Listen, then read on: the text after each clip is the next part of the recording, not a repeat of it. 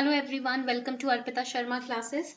So we are going to cover the PIB analysis today. आज हम PIB analysis cover करने जा रहे हैं for 14th of October 2020.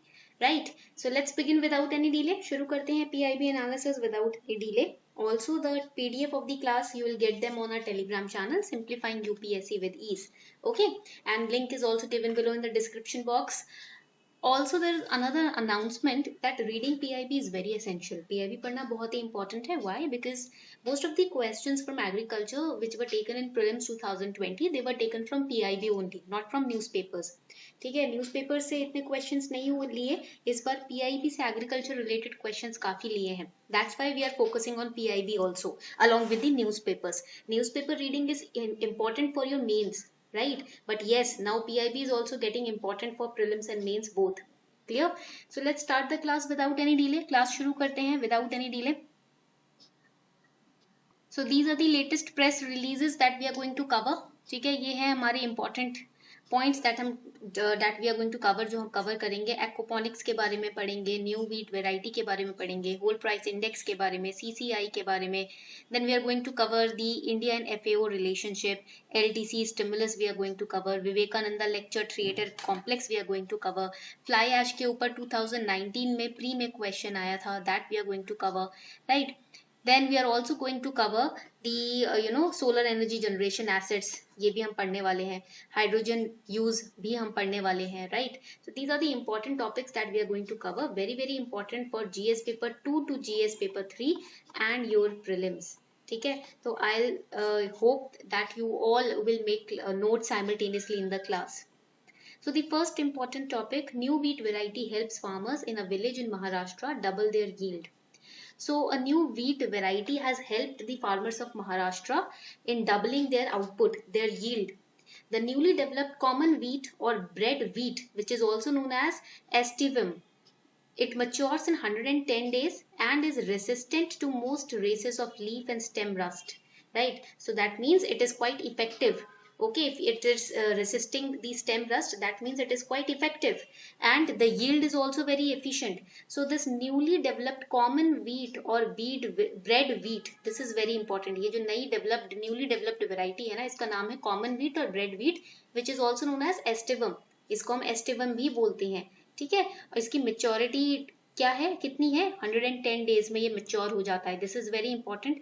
The points I am highlighting, please make sure that you are making notes of it. जो point मैं highlight कर रही हूँ ना, उसके नोट्स बना लीजिए. ठीक है. Now this wheat variety is called MACS 6478 and it is developed by scientists from the Agarkar Research Institute, which is an autonomous institute of the Department of Science and Technology.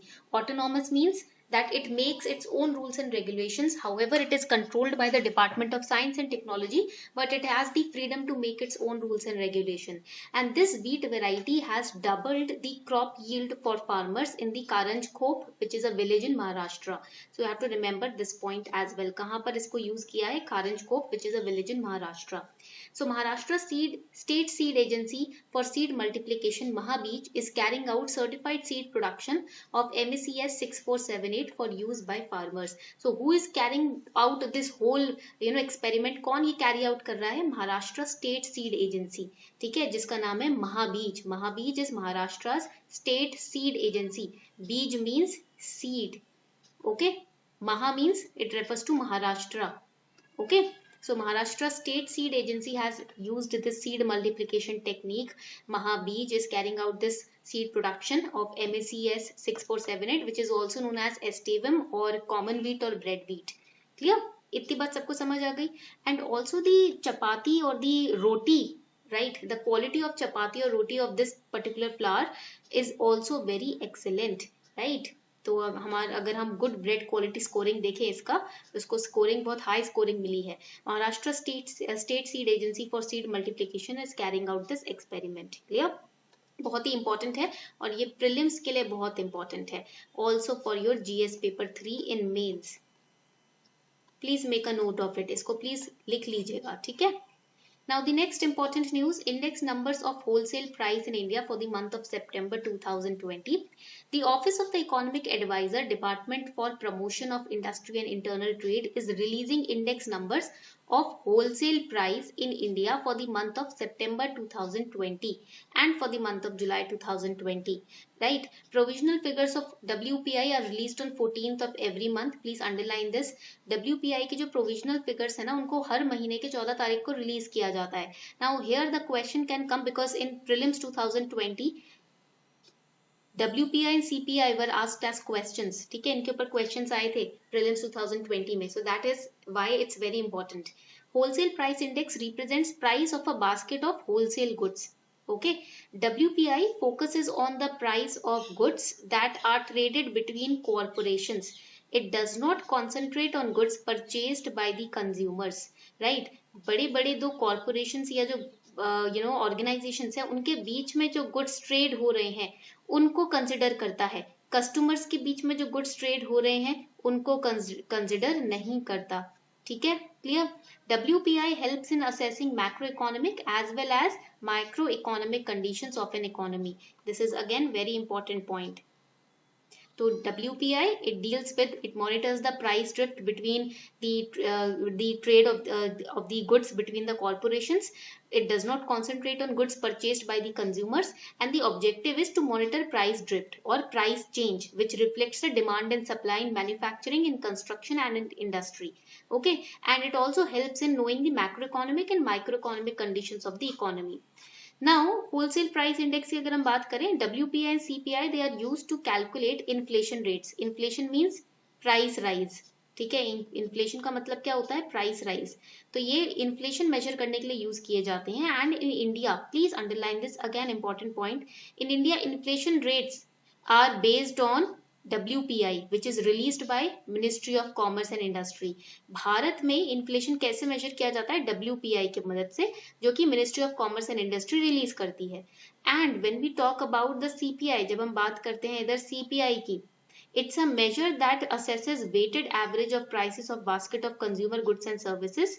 Right? So it does not deal with the goods traded between the corporations. It deals with the goods traded between the consumers. And India experienced its highest inflation rate of 34.68% in September 1974. Again, very important point for prelims. Please इसको लिख लीजिए. ये again prelims के लिए important है. सबसे ज्यादा highest inflation rate हमने कब देखा था? 1974 में. ठीक है. So what is the difference between WPI and CPI? Basically, WPI deals with prices of commodities at wholesale level, but CPI deals with prices of commodities at the retail level. ठीक है, at the retail level. Now, who is the publishing office of WPI? It is Office of Economic Advisor, right? And CPI, Central Statistics Office. Okay. Then commodities which are dealt with in WPI. In WPI, there are goods only. In CPI, both goods and services. Inflation measurement, in WPI it is measured on the first stage of transaction only, but in CPI it is measured at the final stage of transaction because the customer is involved now over here. That is why. Now, prices paid by in WPI manufacturers and wholesalers, but in CPI consumers, and the base year in WPI calculation is 2011-12, but in CPI it is 2012, but it is going to be revised. Okay. Now, अगर हम देखें UPSC किस तरीके के questions पूछेगी. UPSC can ask question, who publishes the wholesale price index? What is the base year for wholesale price index? What is inflation? What is deflation? How can you create deflation? These are the questions which UPSC can ask in prelims. ठीक है, तो ये आपको याद रखना है. Deflation कैसे create होगा? High supply and low demand is a major cause of deflation. Demand कम है, सप्लाई हाई है, तो डिफ्लेशन हो जाता है. Inflation is opposite. Okay. Now the next important news, CCI approves acquisition of shares in CG Power and Industrial Solutions Limited by Tube Investments of India Limited. So here we need to study CCI. What is CCI? Competition Commission of India. It has approved acquisition of shares in CG Power and Industrial Solutions Limited by Tube Investments of India Limited. So here what we need to study for our exam is the working, the composition of CCI, and also what is CCI? ये है क्या आखिर? ठीक है, ये हमें पढ़ना है आपके प्रीलिम्स के लिए। So competition commission of India, it is a statutory body of the government of India responsible for enforcing competition act 2002 which was duly constituted in March 2009। March 2009 में कॉम्पिटिशन एक्ट कॉन्स्टिट्यूट किया गया था, तो उसको regulate कौन करती है, enforce कौन करती है, CCI, जो कि एक स्टैट्यूटरी बॉडी है। And the aim is to establish a very strong competitive environment by also how you can establish a strong competitive environment by proactive engagement with all the investors, consumers, industry, government in the market, by being a knowledge intensive organization, right, and also through professionalism. Clear? तो basically ये market में competition, strong competition बनाने के लिए इस organisation को use किया जाता है. And what is the composition of this particular organisation? It has 1 chairperson. इस ऑर्गेनाइजेशन में एक चेयरपर्सन है एंड 6 मेंबर्स हैं as per the competition act, who will be appointed by the central government. Now who appoints them is very important for prelims. कौन appoint करता है ये important है, सेंट्रल गवर्नमेंट अपॉइंट करती है. Now the commission is a quasi judicial body. ये quasi judicial body है which gives opinions to statutory authorities and deals with other cases. तो ये opinion तो देती ही देती है, right, पर ये deal भी करती है, कुछ cases इसके अंडर भी आते हैं, right, and chairperson and other members shall be the whole time members of this body. Clear? Now the next important news. PM to release commemorative coin of rupees 75 denomination to mark the 75th anniversary of FAO. 75th anniversary of Food and Agriculture Organization was celebrated by releasing rupees 75 denomination of coins. Right? 75 रुपए के जो coins हैं वो release करके FAO की 75th anniversary celebrate की गई है. Right? So what is FAO? It is Food and Agriculture Organization, which is a specialized agency of United Nations. Its headquarters are in Rome in Italy. It was founded in 1945, 16th October. And the goal of FAO is, their goal is to achieve food security for all. Now related to FAO, we also have launched a particular abhiyan in India. Food and agriculture security से related ही, food security से related ही हमने India में एक ना अभियान launch किया था. What was that अभियान? दैट वाज पोषण अभियान. Right, now this is again very important for prelims. Question on पोषण अभियान can be asked in prelims. Schemes, अभियान, welfare schemes, policies, programs, projects, you need to learn them, right? So Poshan Abhiyan is Centre's flagship program aimed at improving nutritional outcomes among pregnant women, lactating mothers and children. How, कैसे इस nutritional outcome को carry out किया जाएगा या achieve किया जाएगा?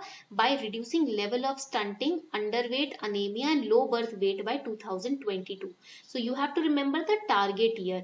आपको prelims के लिए टारगेट ईयर भी याद रखना है, ठीक है? They can confuse you by writing 2024 और 2021. That is wrong. It is 2022. Now it is meant to benefit more than 10 crore people and was conceptualized as one to be implemented in phases. 50% funding comes from budgetary support of the government and rest from international institutions. So again important point for prelims, 50% तो government की तरफ से आएगा, बाकी का international institutions की तरफ से आएगा, which will be further divided into 60:40 between the center and states and 90:10 between the northeastern region.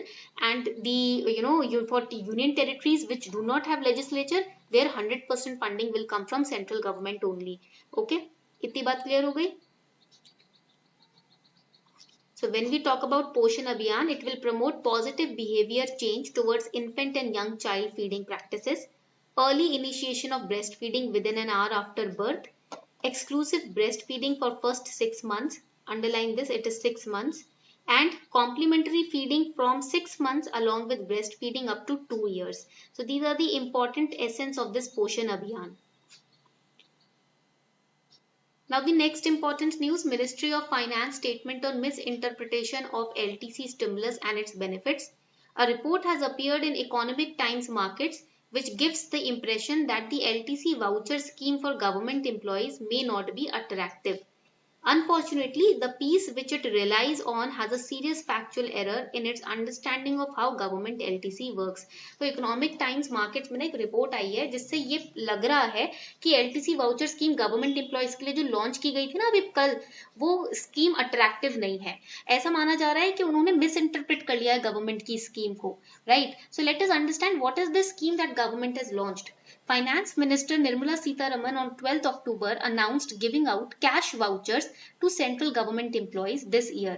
Central government employees को इस साल cash vouchers दिया जाएगा in lieu of leave travel concession. LTC fare दिया जाता है ना, but because of coronavirus the borders are sealed, right? So travel is restricted. That is why the government is giving cash vouchers to the central government employees, which could be spent only on buying non-food GST related items.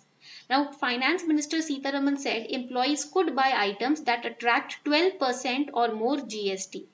वही items खरीद सकते हैं employees जिसपे 12 या उससे ज्यादा percent GST लगेगा. And these purchases will have to be made in digital mode only from GST registered outlets only, right? So this was the LTC voucher scheme which was announced for the central government employees. And this was done to incentivize the government sector employees. Every 4 years central government क्या करता है, employees क्या होता है उनके साथ, उनको LTC दिया जाता है. वो किसी भी destination पे apart from their अपने होम टाउन के अलावा कोई भी डेस्टिनेशन जहां भी ट्रैवल करना चाहते हैं जा सकते हैं, ठीक है. Since travel is difficult to undertake because of corona virus, government will pay the entitled fare as cash vouchers which have to be spent by March 31st, 2021. It is done to incentivize the government sector employees' contribution for the revival of demand in the country. Okay, so this was the LTC scheme. Clear? ये आपका LTC scheme था, तो इसको आपको याद रखना है. Now government बोल रही है कि एलटीसी वाउचर स्कीम से क्या होगा, 28,000 करोड़ तक की डिमांड जनरेट हो जाएगी because they are giving cash vouchers to purchase things on which GST will be applicable 12% or more, right? And central government employees, they usually get their LTC in a block of 4 years. ठीक है? Now this will also prove as a financial boost to the economy also. Clear? Now the next important news, fly ash goes long distance as NTPC begins to transport across the country. So NTPC Limited, India's largest power producer and PSU under Ministry of Power, has started to collaborate with cement manufacturers across the country to supply fly ash as part of its endeavor to achieve 100% utilization of the byproduct produced during power generation. Now first thing that you need to remember is NTPC is India's largest power producer and public sector undertaking is under Ministry of Power. Okay. Next thing that you need to remember is that fly ash is produced as it's a byproduct which is produced during power generation. So NTPC Limited and PSU are collaborating together with cement manufacturers to supply this fly ash to them. The power producer is leveraging increasing Indian Railways sprawling network to transport fly ash in economical and environmental friendly manner. So what is fly ash? ये है क्या? It's a byproduct from burning of coal. जब coal को burn किया जाता है तो उससे fly ash produce होता है in the electric power generating plants. And why it is known as fly ash only? Because it is transported from combustion chamber by exhaust gases. And then it is collected from exhaust gases by electrostatic precipitators or back filters. Okay अब इन fly ashes में ना बहुत ही substantial amount of silicon dioxide पाया जाता है, aluminium oxide is found, ferric oxide is found and calcium oxide is also found. Again this is important for prelims, ये आपके प्रीलिम्स के लिए इंपॉर्टेंट है, ठीक है. What elements are found in this particular fly ash.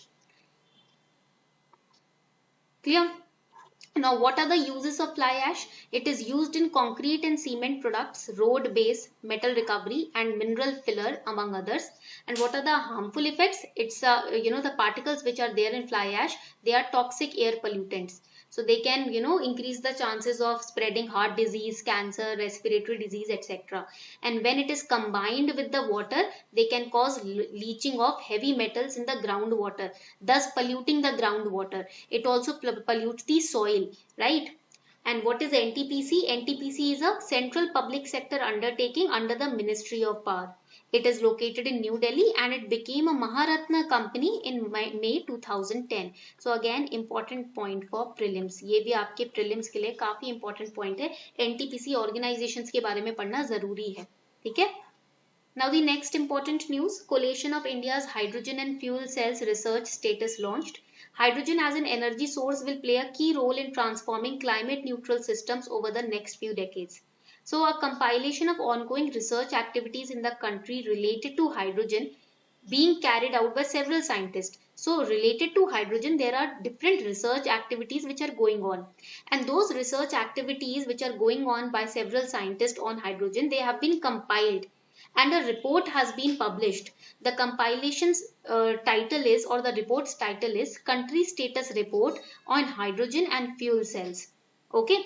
So basically this report tells you the usage of hydrogen.